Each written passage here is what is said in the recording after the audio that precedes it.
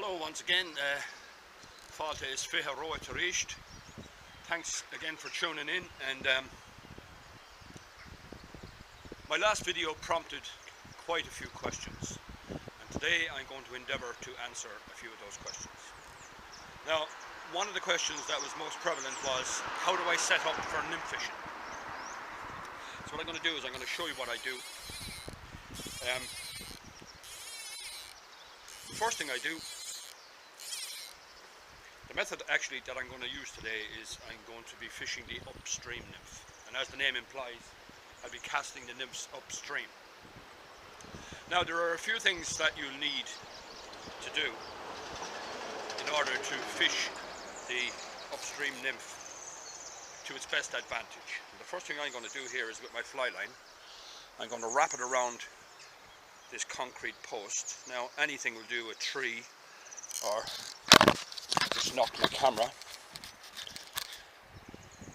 So I'm wrapping it around this concrete post, and what I'm going to do now is I'm going to give it a stretch, stretching the fly line.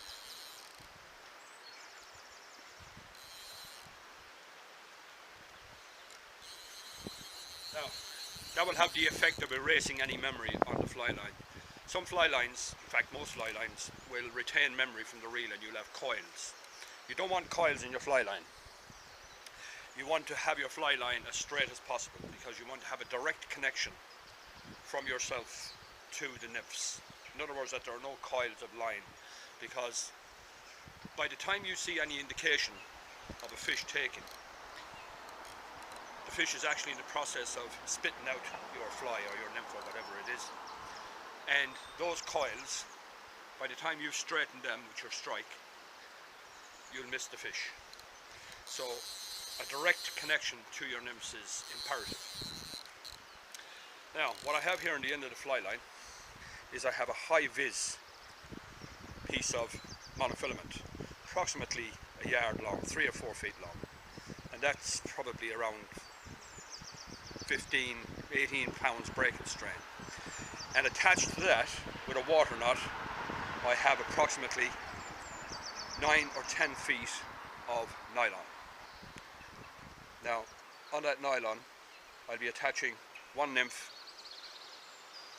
obviously on the tail at the front of the nylon, and then approximately 4 to 5 feet back I have a dropper to which I'll attach a second nymph if necessary. Sometimes I'll fish one nymph, sometimes two, depending on the depth of the water. If I'm fishing, say, in knee-deep water, I'll fish a single nymph. And if the depth increases as I move up or down the river, well then I will put on the second nymph just to get that little extra bit of depth. So you need to ring the changes. By the way, the rod I'm using is a 10-foot 3-weight, and obviously the line then is a 3-weight floating line. Now,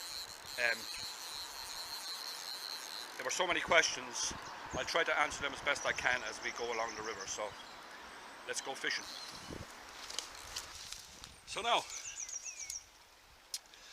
I have my 10-foot for 3-weight rod ready to go. It only leaves me now to grease the line. Now, I have my high vis section here, as I said, about 3 to 4 feet long, and the fly line. And what I'm going to do is I'm going to grease the high vis part and the front part of my fly line. I want them to float high on the water in the way that I'll be able to easily see them. I've been doing this a long time, and I've yet to see a fly line that will not eventually sink. So I grease, like I said, I use this stuff here, mucilin, or this stuff here is called paillette paste. Makes no difference, just as long as you have a good floatant, and you rub it into the high vis part and the front part of the fly line. Maybe the first 4 or 5 yards of the fly line, you want that to float very high. Now another thing, what you want to do is you want to avoid touching this part of your leader with the greasy fingers, because we want this part of the leader to sink and this to float. Now what I'm going to do is I'm going to tie on 2 nymphs, because the water I'm going fishing here is approximately thigh deep, and I'm going to put on 2 nymphs, a size 12 and a size 14. There's a link in the description below to those nymphs if you want to tie them. So let's get fishing. Now today is probably not the best day for fishing because we have a northerly airflow, and in the case of that river that means the wind is blowing directly downstream towards me, which makes casting difficult. It also gives that glare on the water, making it difficult to see indications. And there's an old saying that says the wind from the south blows the fly into the fish's mouth, and in my experience that's true. The southerly airflow is much better for fishing than northerly, but in any case we're going to soldier on. And it's very difficult to see here. So as I said in my last video, sometimes if you look in, say, the direction opposite to here, it might be easier to see your line, and it is slightly better anyway.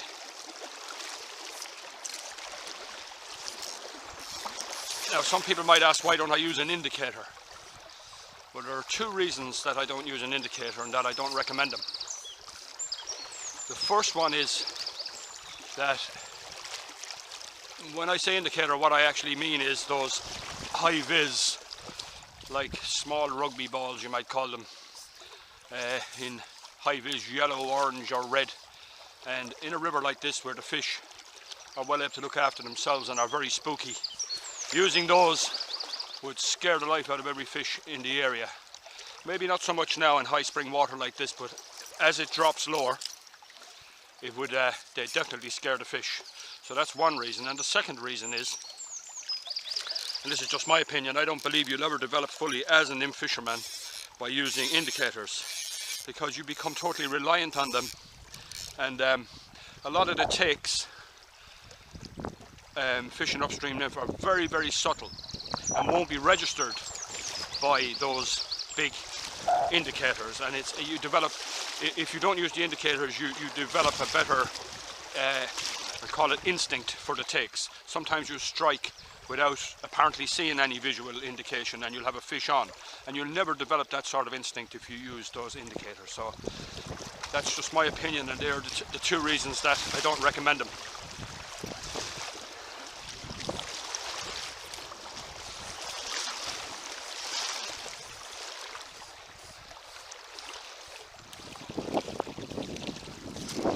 There we go.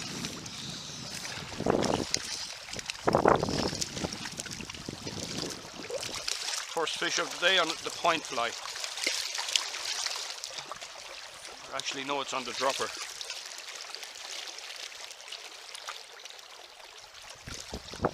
Small fish, but good start.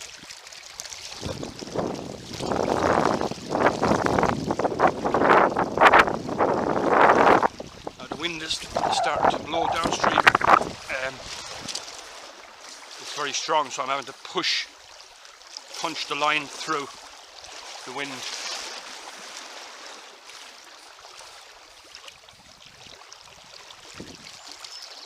The other question I was asked as well was, how do I identify where the fish are at? Well, I suppose the simplest way to explain it is, and maybe this is not the best place to do it, but we have very uniform water here. It's all very much of a muchness, so a fish could potentially lie any place. But generally speaking, where fish will be is in the calmer parts, if you like, among the faster water. And they are essentially lazy creatures, and they will take the path of least resistance. So they'll be in little pockets in among the faster water. And I'll be able to point out a few places like that as I move up along the river.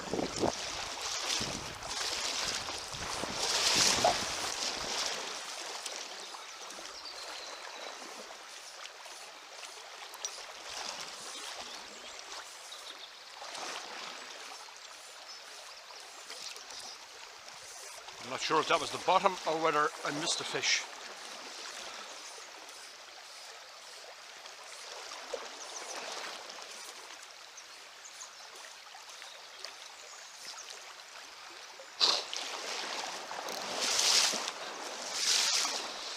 So now this is a place where I can kind of explain to you where fish are likely to be. We have fast water right here, and right beside it we have calm water.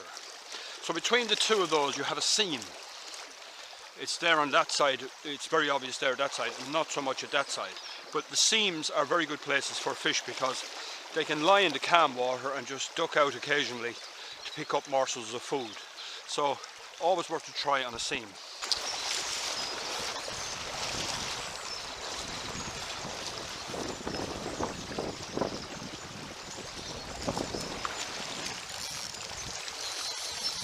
Nice fish on here.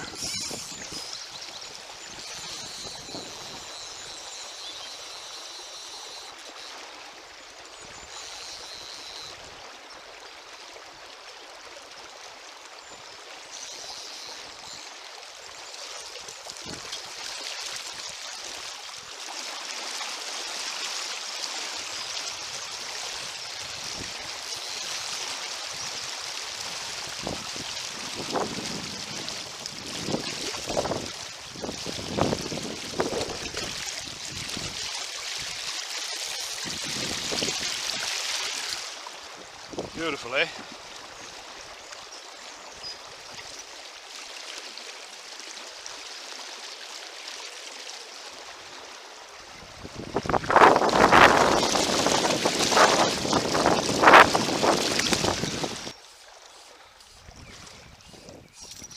Yes.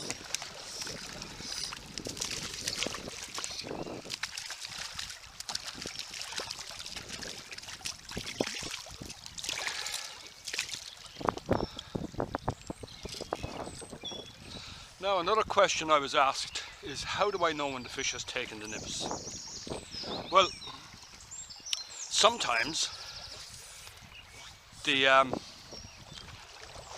basically what you're looking for when your line is coming towards you is any hesitation, a sudden stop, a dart upstream, anything that's not consistent with the flow of the current, anything that interrupts your line coming towards you. You need to respond immediately. Now a lot of the time it won't be a fish, but you need to strike at every indication. Now when a fish takes, some of the indications can be very subtle. There's just the barest hesitation maybe, or just the slightest stop on its way towards you, and it takes time to develop the eye for that, if you like. Sometimes then the indications are very, very obvious. The line suddenly darts to either the left or right or upstream. I think the reason for that is that the fish, for the subtle indication, the fly comes directly towards the fish and he only has to open his mouth to take it. Whereas if the fly arrives to him either to his left or to his right, he has to leave his lie, go out, grab the fly and go back to his lie. And I think that's where you get the very obvious indications. So I hope that answers that question.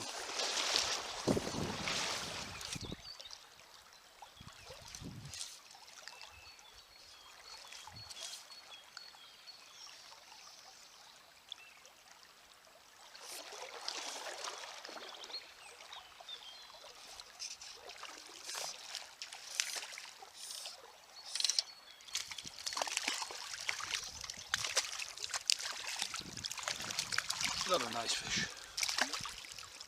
Not a big fish, but a nice fish nonetheless.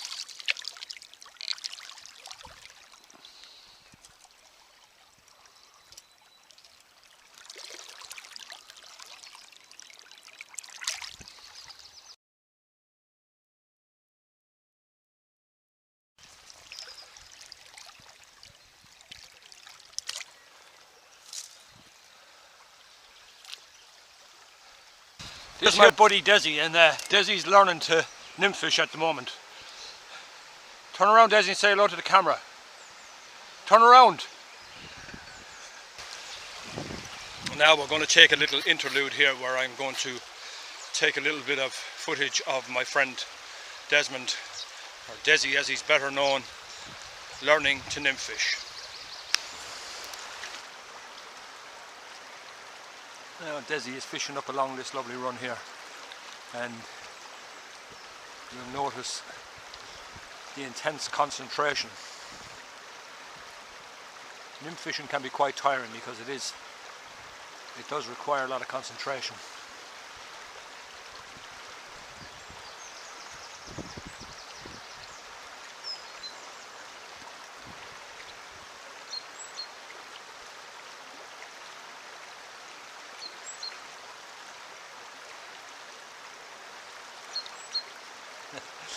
Caught a small fish just there.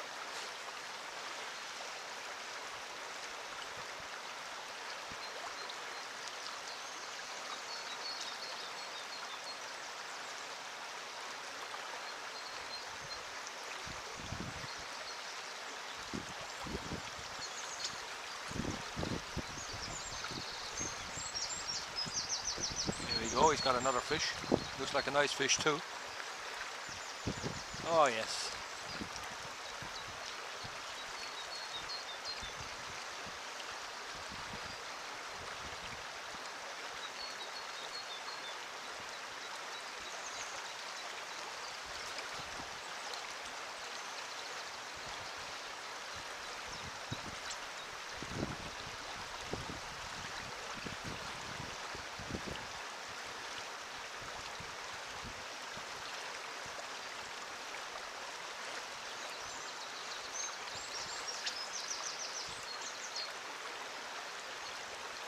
I'm looking forward to when he reaches this point just here, where you have a side stream coming in to meet the main river. There should be fish just along here.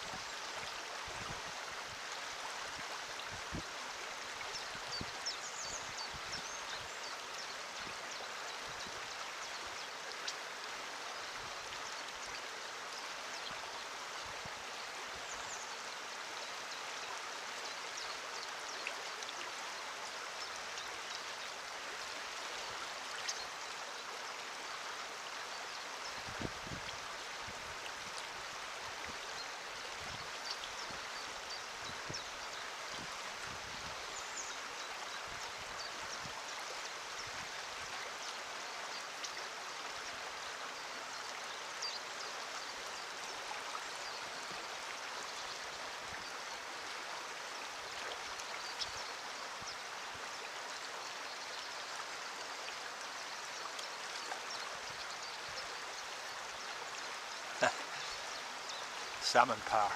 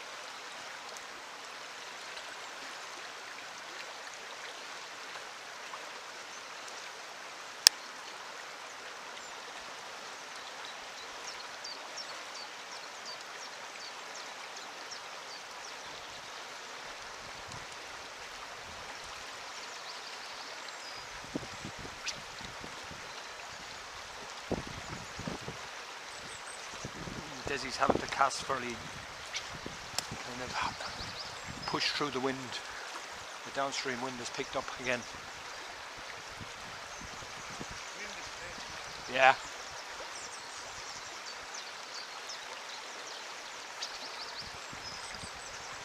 Should get a fish here, almost certainly.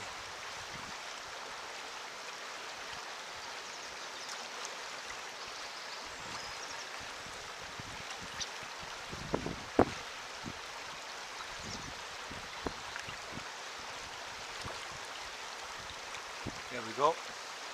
Looks like a good fish too.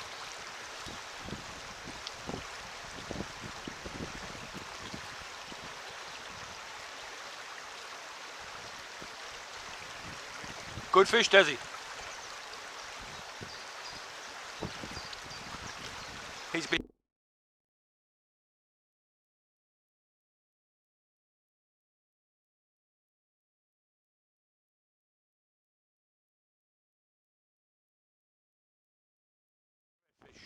beautiful.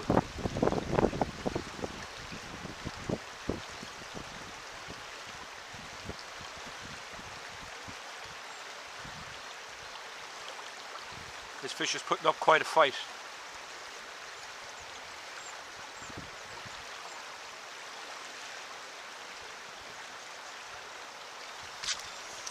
I'm going to make my way down to him here. See, can we get a good look at this fish?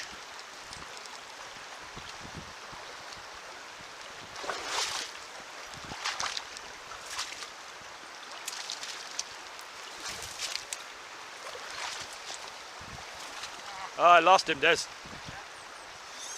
You got a good fight out of him, though.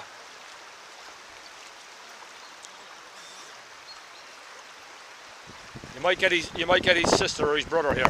Maybe even his father.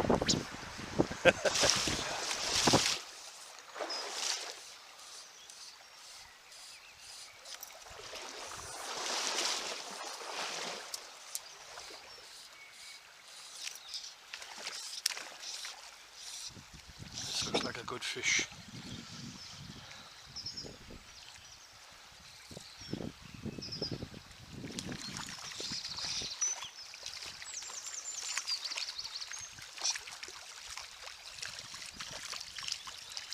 Another beauty.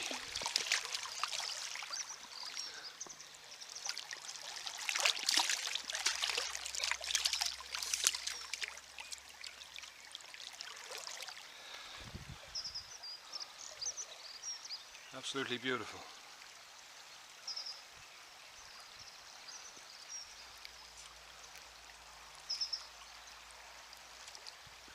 So that's it, folks. That's the Upstream Nymph. Give it a try. I think you'll find it's a very, very good method to catch trout, and not that difficult to learn. A little bit of practice makes perfect, like everything. I hope you enjoyed the video, and thanks once again for joining me. And if you did enjoy the video, hit the subscribe button and you'll be notified of future uploads. If you have any further questions about it, just leave it in the comments. So once again, thanks very much for joining me, and Gurion K. Dorella, Godesh Slán.